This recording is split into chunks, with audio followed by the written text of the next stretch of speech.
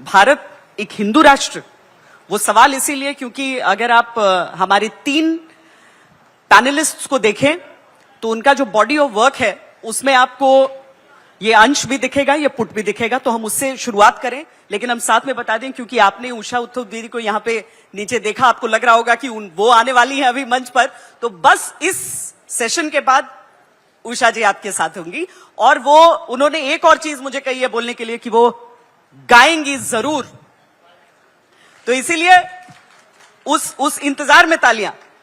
लेकिन अभी हम यहां पर जब शुरुआत करते हैं इस सवाल के साथ कि भारत एक हिंदू राष्ट्र, तो हम सबसे पहले अपने पैनलिस्ट से यह समझते हैं कि हिंदू राष्ट्र मतलब क्या। आनिकी दादा। नमस्कार। मैं पहले आप सभी से क्षमा मांग लूंगा मेरा टूटा फूटा हिंदी के लिए, इसलिए कि मैं कभी औपचारिक ढंग से हिंदी सीखा नहीं। मैं जिस संस्था से सबसे ज्यादा आभारी हूं मेरा हिंदी ज्ञान के लिए, उस संस्था के नाम है बॉलीवुड। तो प्रश्न था कि ये हिंदू राष्ट्र क्या है। ये हिंदू राष्ट्र एक ऐसा चीज है जो हिंदुत्व के ऊपर आधारित है। तो फिर प्रश्न खड़ा होता है कि हिंदुत्व क्या है। ये हिंदुत्व कोई थियोक्रेटिक कॉन्सेप्ट नहीं है, इस्लाम जैसा या क्रिश्चियनिटी जैसा कॉन्सेप्ट नहीं है। आप सुनकर आश्चर्य होंगे कि हिंदुत्व का जो अवधारणा, जो कॉन्सेप्ट है, इसका प्रवर्तन किए थे इस कलकत्ता के एक मनीषी, जो कहने में मैं गर्व अनुभव करता हूं। उनका नाम था चंद्रनाथ बसु। चंद्रनाथ बसु सन 1892 में एक पुस्तक लिखे थे, उसका नाम था हिंदुत्व हिंदुर प्रकृत इतिहास। हिंदुत्व हिंदुर प्रकृत इतिहास, चंद्रनाथ बसु 1892 पर इस कॉन्सेप्ट को, इस अवधारणा को लोकप्रिय किए थे, इसको पॉपुलराइज किए थे जो मनीषी आप उनके नाम सब जानते हैं, विनायक दामोदर सावरकर। और ये चंद्रनाथ बसु के बारे में मैं भी नहीं जानता था। विक्रम संपत जी ने जो जीवनी लिखे हैं सावरकर का, उससे मुझे पता चला कि ये चंद्रनाथ बसु ने किए थे। इसका जो हिंदुत्व जो कॉन्सेप्ट है उसका बेसिक धारणा क्या है। बेसिक धारणा है कि जो इस भारत भूमि को मातृभूमि और पुण्य भूमि, मातृभू और पुण्य भू समझते हैं, वो ही हिंदुत्व में विश्वास रखते हैं और वैसी उन्हीं के लिए है हिंदुत्व। इसमें किसी का उपासना पद्धति से कोई लेना देना नहीं है। कोई उपासना पद्धति के हिसाब से कोई इस्लाम में विश्वास रखते हैं, कोई क्रिश्चियनिटी में विश्वास रखते हैं, कोई सिखी में विश्वास रखते हैं, उसे कोई फर्क नहीं पड़ता। एकमात्र फर्क पड़ता कि हम इस भूमि को मातृभू और पुण्य भू समझना चाहिए, और ये कई बार सावरकर जी ने प्रकट किए हैं। और जो प्रश्न था कि ये हिंदू भूमि, हिंदू राष्ट्र क्या है, हिंदू राष्ट्र वो राष्ट्र है जो हिंदुत्व के ऊपर आधारित है। तथागत जी से आप लोग अवगत होंगे कि वो त्रिपुरा के पूर्व गवर्नर रहे हैं और उनकी जो किताब रही है उस पर भी हम जिक्र उसका जरूर करेंगे, क्योंकि जो हिंदू अपनी जड़ों को छोड़कर अलग जाने पर मजबूर हुए, उनके बारे में author of my people uprooted the exodus of Hindus from east Pakistan and Bangladesh, तो इस पर भी हम चर्चा करेंगे। लेकिन हिंडुल सेन गुप्ता ने भी soul and sword the history of political Hinduism लिखा है। ये पॉलिटिकल हिंदुइज्म क्या है? थैंक यू, बहुत अच्छा लगा। ये मेरा बचपन इस शहर में गुजरा है, यहीं पे पास में ही हमारा घर है सॉल्ट लेक में, तो मैं बहुत खुश होता हूँ। Thank you very much Sahitya Aaj Tak for inviting me again, and I am absolutely thrilled to have Usha ji, you know, what a legend, you know, rare pleasure. एक दो चीज मैं बोलना चाहूंगा। मेरे दोस्त विक्रम संपत जी ने चंद्रनाथ बासु जी के बारे में लिखा था, पर उससे भी पहले एक्चुअली हिंदुत्व शब्द यूज हुआ था। और वो शब्द यूज हुआ था एक ऐसे किताब में जिस किताब को हम सब जानते हैं, बंकिम चंद्र चट्टोपाध्याय के आनंद मठ किताब में ये शब्द है। अब मजेदार बात यह है, देखिए, जिस किताब से हमें वंदे मातरम मिलता है उसी किताब में पहली बार हमें हिंदुत्व शब्द का उल्लेख मिलता है। देखिए, बंकिम उसके बाद धर्म तत्व लिखते हैं, उसके बाद चंद्रनाथ बासु आते हैं, वगैरह वगैरह। पर अभी सर कह रहे थे, सावरकर के बारे में कह रहे थे, सावरकर के अगर आप पढ़ें इसेंशियल्स ऑफ हिंदुत्व, आखिर में सावरकर कहते हैं कि अगर सच में कोई विश्वास करता है हिंदुत्व में, तो एक पॉइंट ऐसा आता है कि वो हिंदुइज्म से भी बढ़ जाता है, वो इज्म हट जाता है, वो इज्म डाइल्यूट हो जाता है। क्यों? क्योंकि देखिए, अगर आप हिंदुइज्म का फ्रेमवर्क देखें, उसमें फंडामेंटल चीज क्या है कि हमारे जो परदादाओं ने, जो ऋषि मुनि ने, उनको जो एक्सप्लोरेशन उन्होंने जो किया था, वो जो समझे थे, वो एक रेवलेशन था। इंडिपेंडेंटली विश्व में जो भी वो रेवलेशन उनके पास आएगा, वो ही हमारे फैमिली मेंबर है। इसीलिए हम कहते हैं कि the whole world is my family, सब हमारे परिवार हैं। और पॉलिटिकल हिंदुइज्म क्या है? मैडम ने प्रश्न पूछा।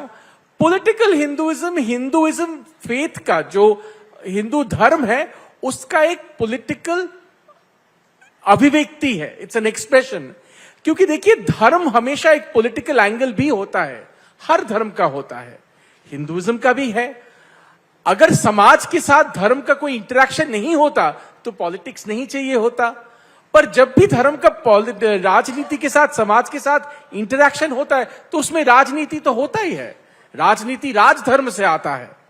तो ये है पॉलिटिकल हिंदुइज्म। और मैं आपके आखिर में आपके पहले सवाल का उत्तर मुझे जो लगता है मैं आपको बताना चाहता हूं।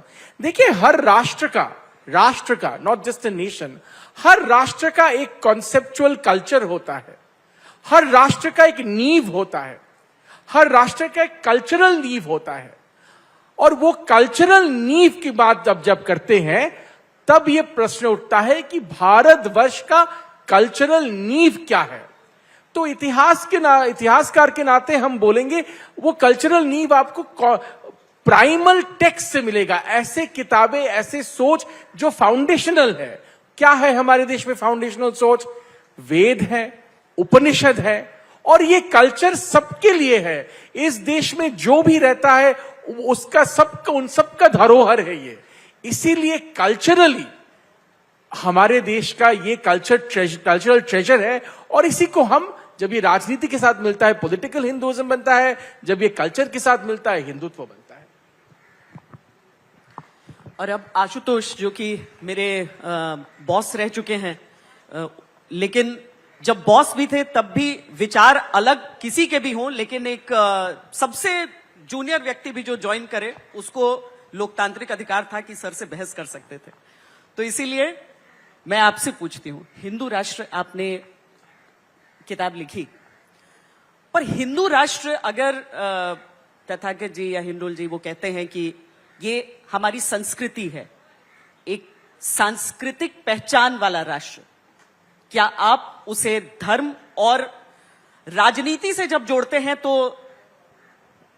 एक नकारात्मक रूप में देखते हैं? अभी जब हिंदू राष्ट्र के बारे में बात कर रहे थे और आपने कहा कि कोई भी मुझसे विचार कर सकता था, हिंदू राष्ट्र होगा तो फिर विचारों की स्वतंत्रता ही नहीं होगी। ये मैंने बहुत मेहनत करके सीखा। और अभी जब मैं अपने दोनों तथागत जी को और हिंडोल सेनगुप्ता को सुना तो मैं और कंफ्यूज्ड हो गया। मैंने कहा, जिस हिंदुत्व के बारे में खोज करते करते हम 1892 में जाके रुक जाते हैं, उसके बारे में कहते हैं कि यह एक बहुत पुरानी ऐतिहासिक हजारों साल के की परंपरा है, सनातन है। तो जो 1892 से शुरू हो रहा है वो सनातन कैसे हो गया? तो मैं तो ये सवाल तथागत जी से भी पूछूंगा और हिंडोल सेनगुप्ता से भी पूछूंगा। फिर बात करते करते कभी हिंदुत्व कहते हैं, कभी हिंदू राष्ट्र कहते हैं, कभी हिंदुइज्म कहते हैं, कभी धर्म कहते हैं, कभी रिलीजन कहते हैं, और ये सारी चीज अलग है। हिंदुइज्म, जब आप सावरकर जी को पढ़ते हैं तो सावरकर जी ने बहुत क्लियरली अपनी किताब में हिंदुत्व में लिखा है, हिंदुत्व क्या है, हिंदुइज्म क्या है, हिंदूनेस क्या है, वो सब क्लियरली डिफाइन करते हैं। लेकिन आज की तारीख में इन शब्दों का ऐसा घालमेल किया गया है कि जो मौजूदा पीढ़ी है उसको लगता है कि सब कुछ जो हिंदू धर्म के नाम पे वो हिंदुत्व, बिल्कुल नहीं। हिंदुत्व एक पॉलिटिकल आइडियोलॉजी है, एक विचारधारात्मक चीज है, एक राजनीतिक चीज है। उसका हिंदू धर्म से कोई लेना देना नहीं है। वो धर्म का इस्तेमाल करके राजनीति के अपने जो अभीष्ट है उसको पूरा करने की कोशिश करते हैं। और उसको जब आप पॉलिटिकल हिंदुइज्म कह देते हैं तो मुझे पॉलिटिकल इस्लाम की याद आने लगती, फिर मैं और डर जाता हूं कि जिस तरीके से पॉलिटिकल इस्लाम, क्या उसी तरीके से पॉलिटिकल हिंदुइज्म है? अगर वो है तो हम सबको डरना चाहिए।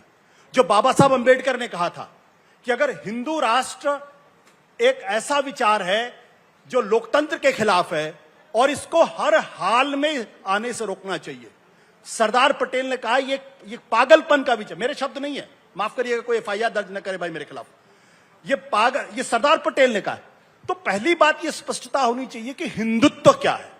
हिंदुत्व एक राजनीतिक विचारधारा है जो धर्म का इस्तेमाल करती। हिंदुइज्म क्या है? जब आप हिंदुइज्म की बात करते हैं तब आप वेद तक पहुंच जाते हैं। लेकिन वो हिंदू धर्म क्या है, वो धर्म क्या है? तो हमारे यहां कहा गया है धर्मो धार्यति प्रजा। फिर जब गांधी जी से पूछा गया कि आपका धर्म क्या है, तो गांधी जी ने कहा जो सारे धर्मों का निचोड़ है वो मेरा धर्म है। आज की बात क्या है? क्या आपको भगवान राम वेद में मिलते हैं? पढ़ के देख लीजिए। क्या भगवान कृष्ण आपको उपनिषद में मिलते हैं? नहीं। तो सब कुछ मिला के जो एक धारा शुरू हुई ऋग्वेद से, आज से 1200 बीसी 1200 बीसी से लेके अभी तक, जिसमें इतने कॉन्ट्रडिक्शंस हैं और सबको समाहित करके सबको साथ लेकर चलने वाले धर्म का नाम है हिंदू धर्म। इसलिए घालमेल ना करें। आपको राजनीति करनी है, आप जम के राजनीति करें। आप धर्म के नाम पे राजनीति करना चाहे करिए, इस देश का संविधान आपको इजाजत देता है। लेकिन जब आप दीनदयाल उपाध्याय को पढ़ते हैं, जब आप गोलवालकर को पढ़ते हैं, तो उसको पढ़ के आपको लगता है कि जो पुण्य भूमि की बात की जा रही है और जो मातृभूमि की बात की जा रही है, उसमें जिनकी पुण्य भूमि हिंदू यहां इस धरती पे नहीं है, फिर उनको एक्सक्लूड कर देते हैं। आप मुसलमानों को एक्सक्लूड कर देते हैं, आप क्रिश्चियनिटी को एक्सक्लूड कर देते हैं, क्योंकि उनकी पुण्य भूमि यहां नहीं है। तो ये अपने आप में हमें ऐसी विचारधारा नहीं चाहिए। हमको वो विचारधारा चाहिए जहां दयानंद सरस्वती जो कहते हैं सिर्फ वेद की तरफ चलेंगे। हमें शंकराचार्य चाहिए कि जब वो निराकार परम ब्रह्म की बात करते हैं तो हमको अपने अंतर्मन में झांकने की दृष्टि होती है। जब तुलसीदास ने रामचरितमानस लिखा तो उनका विरोध हुआ। आज जिस रामचरितमानस को हम लोग अपने घर में करते हैं, उनका विरोध किया गया, बनारस में विरोध किया गया कि आपने ये क्या लिख दिया, आपने अवधि में लिख दिया। अरे हमारे यहां तो सब संस्कृति में चलता है। हमको रायदास चाहिए, हमको कबीर दास चाहिए, जो कहते हैं क्या है, मैं तो राम की बहुरिया हूं। ऐसे उदात्त विचार। तो जब हम सब कुछ घालमेल कर देते हैं राजनीति की वजह से, और फिर जो घोल पैदा होता है उसको हिंदू राष्ट्र कहते हैं। और जिसकी तरफ आप कहते हैं कि हिंदू नेशन, सावरकर ने कहा कि इस देश में 2 नेशन है, एक नेशन नहीं है। जिन्ना ने भी वही कहा। तो आप ये तय करिए ना कि आपका नेशन कौन है। क्या एक नेशन की बात करते हैं, क्या कंपोजिट नेशन की बात करते हैं, क्या सिंथेटिक नेशन की बात करते हैं? आप किसकी बात? क्या आप वेद को अपनी पुस्तक मानते हैं? क्या आप गीता को अपनी पुस्तक मानते हैं? रामचरितमानस को अपनी पुस्तक मानते हैं? आप रामायण को अपनी पुस्तक मानते हैं? और राम के तो 100 से ज्यादा किरदार हैं, आपको बताया जाता सिर्फ एक किरदार। तो ये तो हिंदू धर्म नहीं है। हिंदू धर्म वो है जो सबको साथ लेकर चले, जो समावेशी है, जो एक्सक्लूड ना करे, इंक्लूड करे। तरक जी, आपने कई सारे बिंदु पे मैं देख रही थी कि आप नोट कर रहे थे जहां पर आशुतोष को आपको कॉन्ट्रडिक्ट करना है। नहीं दादा, पहले तो मैं ये कहूंगा कि मैं थोड़ा आश्चर्य हो गया कि आशुतोष जी ने कहा कि 1892 के पहले हिंदुत्व का कोई कभी जिक्र नहीं था, तो इसलिए हिंदुत्व को कैसे सनातन कहा जाता है। देखिए, हमारे वायुमंडल में ऑक्सीजन है, ये आविष्कार किए थे प्रीस्टली नामक एक वैज्ञानिक ने कुछ 18वीं सेंचुरी में। लेकिन उसके पहले ऑक्सीजन नहीं था ऐसा तो नहीं है, उसके पहले भी ऑक्सीजन था। वो उन्होंने डिस्कवर किए हैं, he had discovered it, invent नहीं किए हैं। हिंदुत्व भी ऐसे इन्वेंट नहीं किया गया, इसको डिस्कवर किया गया, ये था ही। अच्छा, बाकी जो बातें आशुतोष जी ने कहे हैं, जो मैं थोड़ा बहुत नोट किया, वो कहते हैं कि हिंदुत्व एक पॉलिटिकल आइडियोलॉजी है। जो हिंदुत्व को पॉपुलराइज किए हैं, इसको लोकप्रिय किए हैं, जिसका नाम है दामोदर सावरकर, उन्होंने जो हिंदुत्व का डेफिनेशन दिए हैं, दूसरा किसी ने अगर उसका डेफिनेशन बनाएगा और उसको सावरकर पर थोप दिया जाएगा या हिंदुत्व पर थोप दिया जाएगा, ये तो ठीक नहीं रहेगा। यह हिंदुत्व का आप कुछ भी सोचिए, सोच करके उसको कोई XYZ कुछ भी नाम दीजिए, लेकिन उसको हिंदुत्व मत कहिए, क्योंकि हिंदुत्व का पहला व्याख्या जो किए थे वो चंद्रनाथ बोसु और सावरकर जी ने किए थे, तो उसी को आप हिंदुत्व कहिए। पॉलिटिकल आइडियोलॉजी कैसे हिंदुत्व हो सकता है? हिंदुत्व एक हिंदुइज्म से बड़ा चीज है। ये कई बार कहे गए, जो हिंदुत्व के जो व्याख्या किए हैं, कई बार कहे गए कि हिंदुत्व तो हिंदुइज्म से बहुत बड़ा चीज है, और हिंदुइज्म इटसेल्फ कि ऐसा कोई रिलीजन नहीं है, it's a way of life. इसे सुप्रीम कोर्ट ने कहा गया है, सुप्रीम कोर्ट ने ऐसा कहा। तो ये अगर हिंदुइज्म वे ऑफ लाइफ है, तो हिंदुत्व तो इससे बहुत बड़ा है। तो इसको पॉलिटिकल आइडियोलॉजी क्या कहा जाए, कैसे कहा जाता है? और पॉलिटिकल आइडियोलॉजी ऐसा एक चीज है जो एक पुस्तक के 2 कवर के बीच होता है। हिंदुत्व क्या, इवन हिंदुइज्म क्या एक पुस्तक के 2 कवर के अंदर रखा जा सकता है? हिंदुत्व में या हिंदुइज्म में कितने सारे विश्वास है। एक ईश्वर में विश्वास है, 2 ईश्वर में विश्वास है, 33 करोड़ ईश्वर में विश्वास है, कोई ईश्वर नहीं है ऐसा भी विश्वास है। चारवाक मुनि जो है वो क्या हिंदू नहीं थे? वो तो हिंदू थे, पर वो विश्वास करते थे कि ईश्वर नाम के कोई चीज ही नहीं है। तो ऐसे जो धर्म होते हैं, ऐसे जो विचारधारा होते हैं, जो उपासना पद्धति होते हैं, वो 2 कवर के बीच रखा नहीं जा सकता है, और उससे पॉलिटिकल आइडियोलॉजी नहीं बन सकते हैं।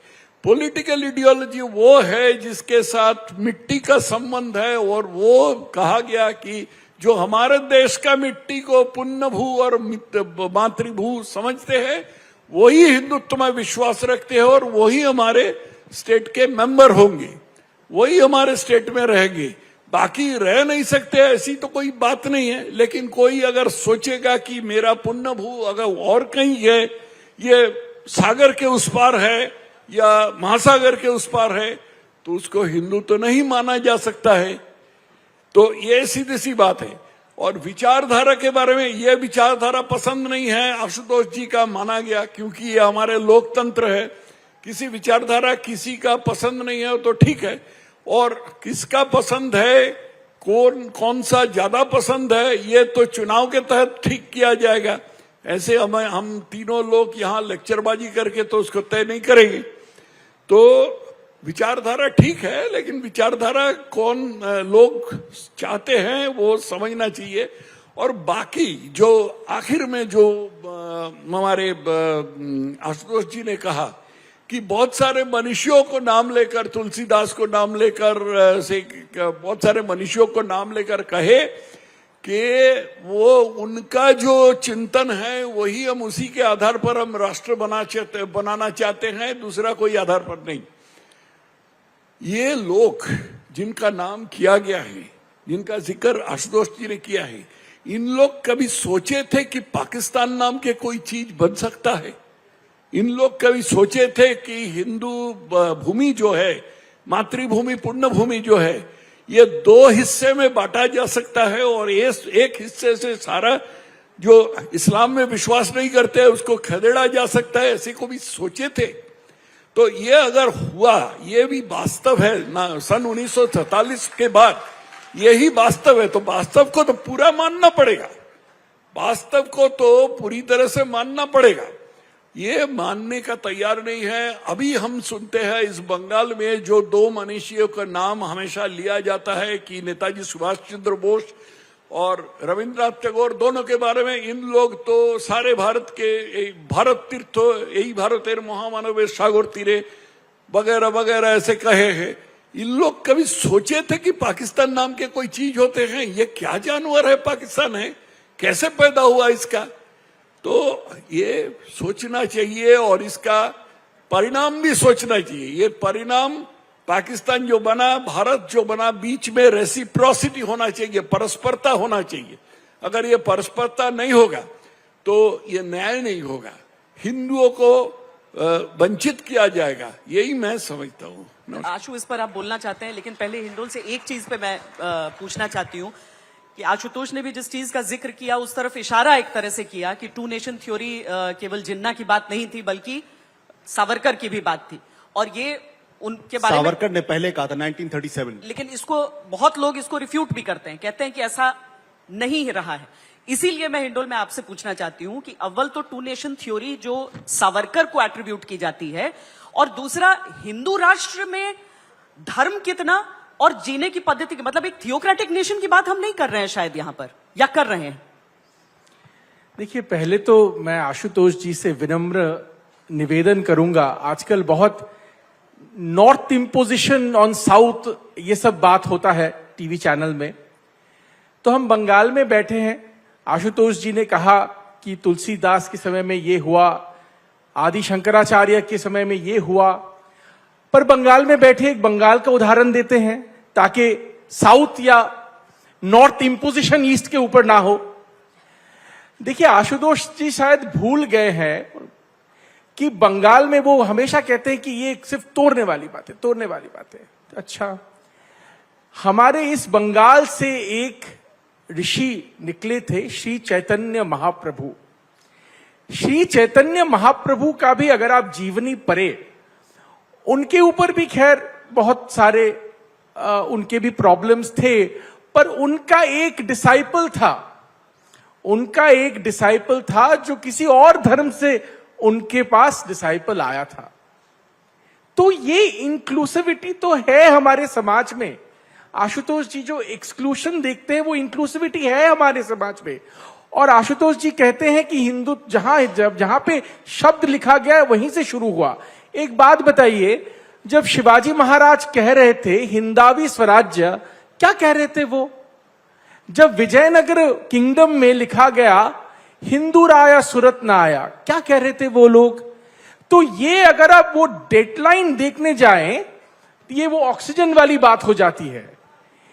जहां जहां अत्याचार हुआ, जहां जहां ऑपरेशन हुआ, जहां जहां लगा कि डिफेंसिव एक फोर्स चाहिए, वहां पे ये प्रश्न उठा और इसका एक लंबा इतिहास है। अब कोई मिटाना चाहे वो अलग बात है, पर इतिहास तो है और ये इतिहास इंपॉर्टेंट है। ये इतिहास हमें समझना है टू अंडरस्टैंड आज तक कहां, आज तक के मंच पे आज तक कैसे हम पहुंचे, तो ये तो समझना पड़ेगा। और ये गांधी जी की बात कर रहे थे, चलिए गांधी जी सर ने पाकिस्तान के बारे में बात किया, तो मजेदार बात यह है कि पहली बात तो सावरकर जी ने पहले टू नेशन थ्योरी के बाद में नहीं कहा था। सर सैयद इकबाल वगैरह आप पढ़िए चिट्ठी, इकबाल जो लिखते हैं जिनाक में के बारे जिना को, वो क्या लिखते हैं आप पढ़िए। इकबाल के चिट्ठी में पूरा लिखा हुआ है, वो डिफाइन करते ही कैसा होगा, वो अलग बात है, चलो वो भी है। अंबेडकर जी और गांधी जी के बारे में बात होता है। अंबेडकर का हम सब समझते हैं और सब पढ़ते हैं, पर अंबेडकर जी ने जो पाकिस्तान के बारे में लिखा था वो हम कभी नहीं पढ़ते, वो एकदम छुप जाता है बात। अंबेडकर जी ने जो गांधी जी के बारे में मोपला राइट्स के बारे में लिखा था वो हम छुपा देते हैं बात। तो मेरी विनम्र निवेदन होगा आशुतोष जी से, इतिहासकार के नाते, इतिहास अगर हमें टटोलना है तो पूरी तरह इतिहास टटोले, वो तो बहुत कुछ निकलेगा उसमें से। एक तरफ यूनिडायमेंशनल इतिहास देखने तो प्रॉब्लम है। क्या सामने से कोई तर्क आने पे उसे सीधा व्हाट्सएप यूनिवर्सिटी कह देना, या फिर केवल एक नजरिए से इतिहास को देखना, क्या आप ऐसा करते हैं? क्या सिलेक्टिवली आप देख रहे हैं, इसीलिए हिंदू राष्ट्र की पॉजिटिविटी आपको नहीं दिख रही? नहीं, मैं बहुत मुझे आज अच्छा लगता कि अगर मैं सोच रहा था कि आज पाकिस्तान का जिक्र नहीं होगा, मैं सोच रहा था कि आज मुपला का जिक्र नहीं होगा, इस्लाम का जिक्र नहीं होगा, क्योंकि आज हम हिंदू धर्म के बारे में बातचीत कर रहे हैं। लेकिन यही वो विचारधारा है कि बिना पाकिस्तान के, बिना इस्लाम के, बिना मुसलमान के रेफरेंस दिए आप हिंदू धर्म के बारे में बात ही नहीं कर सकते। ये कौन सी सोच है? मैं आइए हिंदू धर्म के बारे में बात करते ना। जो दयानंद सरस्वती ने भगवान राम के बारे में कहा, कृष्ण के बारे में कहा, उस पर भी चर्चा कर लेते। या आप अभी ऑक्सीजन के बारे में बात कर रहे थे, इसी बंगाल की धरती पे विवेकानंद जी ने जब रामचंद्र परमहंस जी के पास गए और उन्होंने ईश्वर के बारे में बात की, तो विवेकानंद जी ने क्या कहा? मैं जब तक देख नहीं लेता तब तक मैं ईश्वर को नहीं मानता हूं। ये विवेकानंद के शब्द, मेरे शब्द नहीं है। उन्होंने कहा कि अगर मुझे ईश्वर की पूजा करनी वो करूं, या फिर मैं किसी गरीब को खाना खिलाऊं। बोले गरीब को खाना खिलाना ज्यादा बड़ा धर्म है। उन्होंने कहा क्या मैं मंदिर में जाके पूजा करूं या फुटबॉल खेलूं? उन्होंने कहा फुटबॉल जाके खेलो। आज कह दो तो FIR दर्ज हो जाएगा और आप जेल चले जाओ, क्योंकि कहेंगे कि आप धर्म के खिलाफ बात कर रहे हैं। मैं धर्म के खिलाफ बात नहीं कर रहा हूं, लेकिन जो धर्म का घालमेल कर रहे हैं, कभी आप हिंदू धर्म के बारे में बात करते हैं, कभी आप हिंदुत्व के बारे में बात करते हैं। मुझे तो लग रहा था कि यहां बहुत अच्छे लोग हैं और मैं उनके बीच में बातचीत कर रहा हूं। अगर हैकल करना है तो फिर मैं चला जाता हूं यहां से। आपने अपनी बात रख दी है। देखिए, सबको अपनी बात रखने का अधिकार है। सर प्लीज, अगर आप मुझे बोलने नहीं देना चाहते, रख दी ना कि अपना नरेशन मत लाइए। अगर आप लोग मुझे बोलने देना नहीं चाहते तो मैं चला जाऊंगा, मुझे कोई दिक्कत नहीं है। क्योंकि मुझे मालूम है कि मैं क्या बोल रहा हूं। मुझे आई नो वेरी वेल।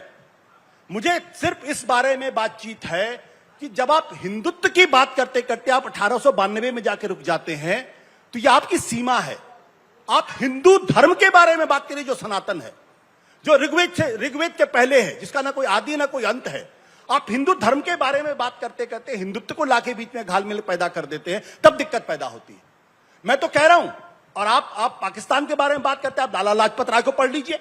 उन्होंने 1923 में क्या लिखा था कि इस देश के कितने टुकड़े होंगे। ये तो मैंने नहीं कहा, तो लाला लाजपत राय ने कहा, जो हिंदुत्व की विचारधारा को मानने वाले लोग थे। तो प्रश्न एक बात है, पहली बात, हिंदू धर्म, ये जो हिंदू राष्ट्र की बात जो है, ये बहुत ही कंफ्यूज्ड आइडियोलॉजी है। मैं बहुत ईमानदारी के साथ कहता हूं।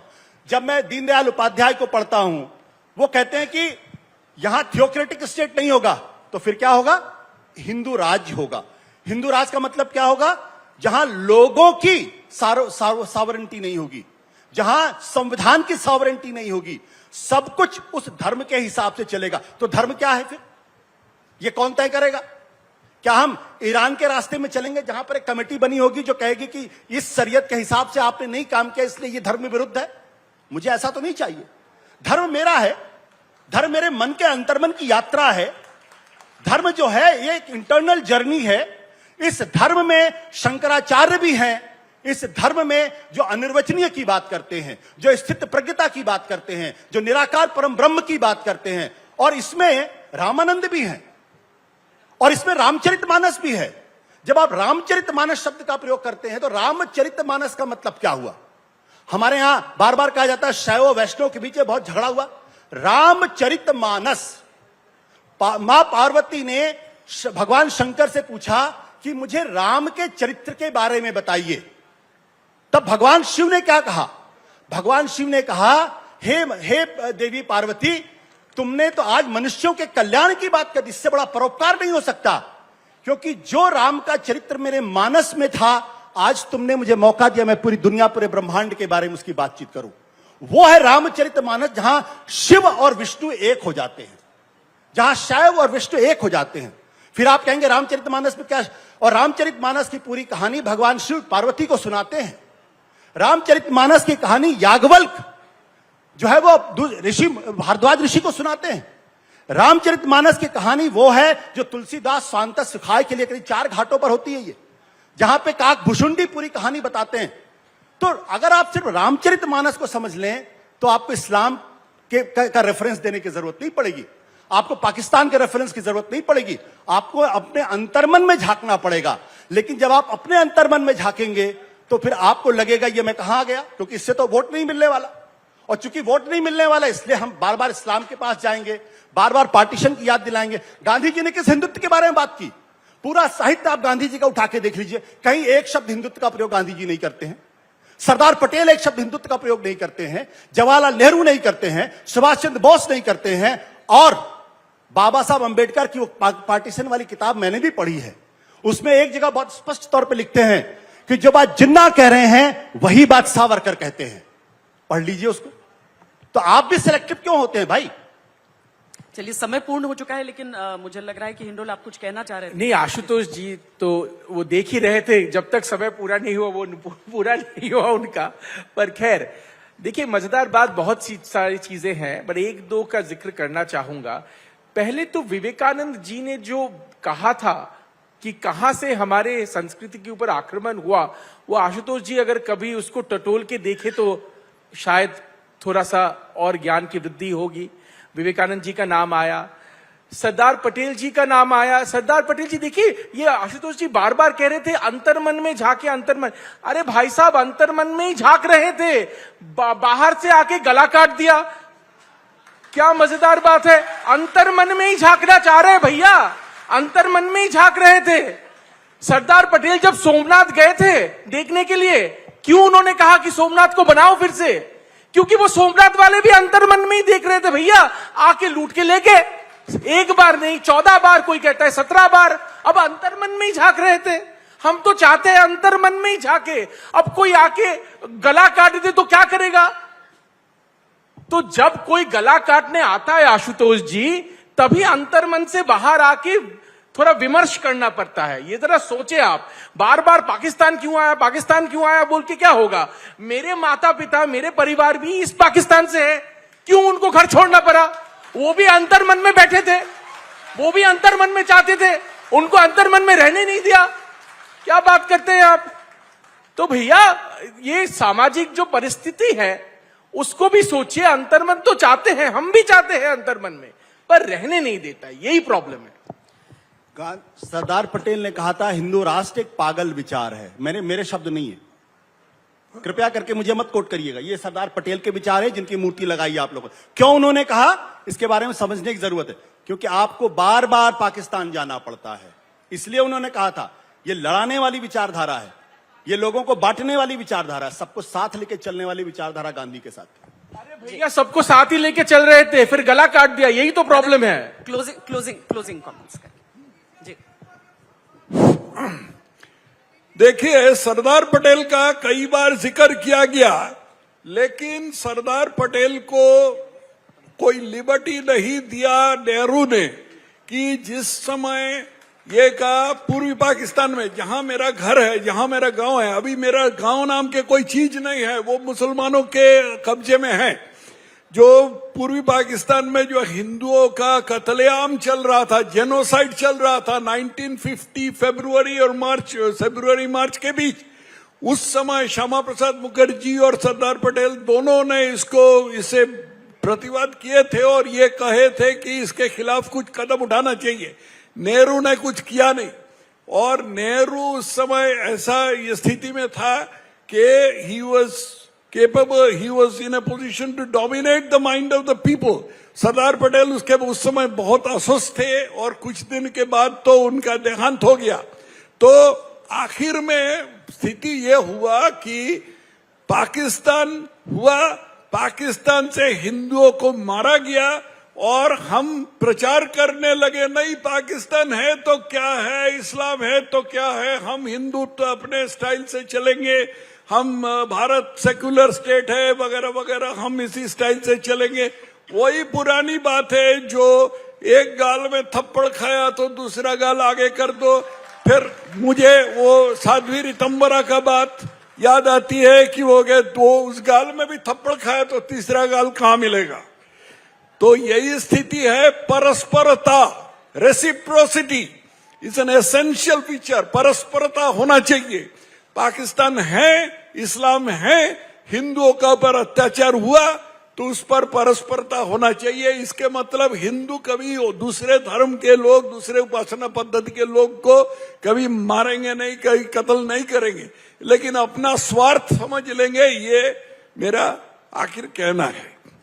ठीक, बहुत बहुत धन्यवाद आप सबका। और एक चीज मैं जरूर कहूंगी कि श्वेता, एक छोटी सी बात, जब आप सरदार पटेल का अपमान मत करिए। सरदार पटेल और गांधी जी और नेहरू के बीच के जो रिश्ते थे उसको एक बार पढ़ लीजिए। आज का जमाना नहीं है जब सिर्फ एक ही आदमी बोलता, बाकी सब सिर झुका के रखते हैं। I have to comment on this. Ashutosh ji, ये तो आप मत बताइए। सरदार पटेल, ये तो आप मानेंगे सरदार पटेल के मोस्ट रीसेंट बायोग्राफर मैं हूं। सरदार पटेल और नेहरू के बारे में मत समझाइए। सरदार पटेल और नेहरू के बीच में मैं ये नहीं कहता, मैं उनमें से नहीं हूं जो कहते हैं सरदार पटेल और नेहरू के बीच में सिर्फ विवाद था। कभी नहीं, मैं ये कभी नहीं कहूंगा। पर ये मत समझाइए कि सरदार पटेल और नेहरू के बीच में कोई भी विवाद नहीं था। कश्मीर के ऊपर उनका इतना विवाद था, चीन के बारे में था, चीन के ऊपर था, जो दोनों रिजाइन करने वाले थे। पूर्वी बंगाल के बारे में भी था। कश्मीर को सरदार पटेल चाहते थे कि पाकिस्तान के पास चलिए। इतिहास के तथ्य हैं, आप नेहरू से जोड़ के बताते हैं उसको। ठीक है, ये इतिहास का तथ्य है या नहीं? अगर आपने पढ़ा तो आपको मालूम चीज होगा। मैं बोलूंगी, ये सारी चीजें आप लोगों को मालूम। मुझे लगता है कि आज की तारीख में सोशल मीडिया के आने से जितनी जागरूक ये पूरी पीढ़ी हो चुकी है, उस पर कोई दो राय नहीं होगी। और शंकराचार्य की वो बात कि तर्कों पर विश्वास कीजिए, उसके लिए पूरा देश का भ्रमण एक छोटी सी उम्र में उन्होंने कर दिया था। तो वो तर्क आपके सामने हमने यहां पर मंच पे रखे हैं, और आपको अपनी सूझबूझ के हिसाब से जो तर्क सही लगता है वो तालियों से ज्यादा अहम होता है। बहुत बहुत धन्यवाद आप सबका यहां पर आने के लिए मंच पर।